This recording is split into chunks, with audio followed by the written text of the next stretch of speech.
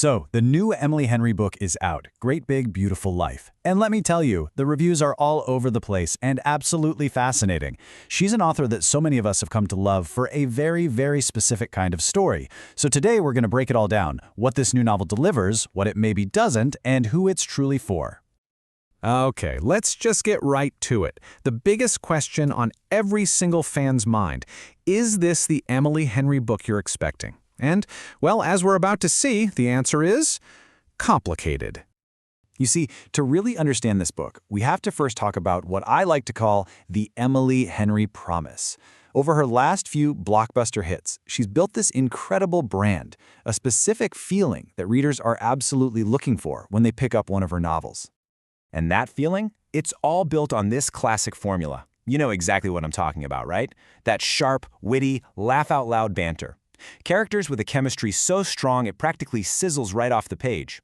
And, most importantly, a romance that is the undeniable heart, the absolute central focus of the entire story. It's a formula that just works, and it's what's made her a total titan of the genre. So how does this new book stack up against that promise? Well, Great Big Beautiful Life takes that classic foundation and honestly builds something really, really different on top of it. So let's get into what this book actually delivers, because it's pretty ambitious. Right off the bat, the most important thing to know is that this book is intentionally more than just a love story. It's weaving together a bunch of different genres to create something that feels much bigger in scale. The novel basically has two hearts beating at its center. On one side, yeah, you've got that slow burn romance between our main characters, Alice and Hayden. But on the other, and this is arguably the larger side, you have a full-blown literary mystery surrounding the hidden past of a reclusive heiress named Margaret Ives. And the way it does this is by running on two different timelines. In the present, we've got Alice and Hayden, who are rivals competing to write Margaret's biography, but then a huge chunk of the book actually throws us back into the past, slowly uncovering all the secrets of Margaret's own great, big, beautiful, and often pretty tragic life.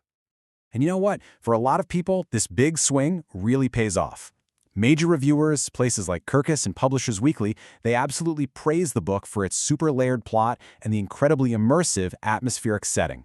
They loved its exploration of deeper themes like legacy and identity, and so many readers have pointed to the poetic writing and the really powerful emotional punches, especially in Margaret's storyline. Okay, but that exact same ambition, it comes with some pretty big trade-offs. And this is where the reviews start to get a little more divided. So let's look at the potential pitfalls that happen when you stray from that well-worn path. And this chart really gets to the core of the issue for some readers. The romance, the thing a lot of people showed up for between Alice and Hayden, it actually makes up a surprisingly small slice of the story's overall focus. Instead, most of the narrative weight, as you can see, is given to Margaret's history, which leaves the romance feeling a little overshadowed. And that feeling was super common in reader feedback online. The consensus seems to be that while the romance is definitely there, it isn't always the main engine of the story. A lot of people felt that after spending so much time in Margaret's past, the big romantic resolution for Alice and Hayden felt kind of rushed in the final act. And other common critiques kind of stem from that same point. Some readers felt the pacing was uneven, with all the jumping back and forth between timelines feeling a bit jolting. Because the book is juggling so much, a few subplots just didn't get a ton of room to breathe. And yeah, for some people, the whole setup, this famous heiress inviting two rivals to an island to compete for her biography, it stretched their believability just a little bit. Okay, so after all the praise and all the pitfalls, where do we land? It's time for the final verdict. This next part is all about helping you decide if Great Big Beautiful Life is going to be your next favorite read. I think the absolute best way to think about this book is as a literary bridge. It's not a pure rom-com, and it's not pure literary fiction either. It's a hybrid, something that's trying to connect the fun and chemistry of one genre with the depth and the thematic weight of the other. So let's break it down really simply. You're probably going to want to pick this up if you love those sprawling stories about family secrets, super atmospheric settings, and real emotional depth.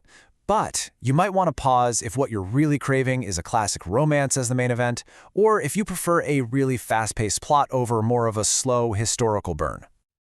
And you know, ultimately, it all boils down to this. Your personal reading expectations matter here, a lot. The book's divided focus, it isn't really a flaw, it's a very deliberate feature of its design. So whether you end up loving it or feeling a bit let down, will probably depend on what you were hoping for when you first picked it up. And that kind of leaves us with a final, bigger question, doesn't it? What happens when a beloved author, someone known for absolutely perfecting a specific formula, decides to just defy those expectations?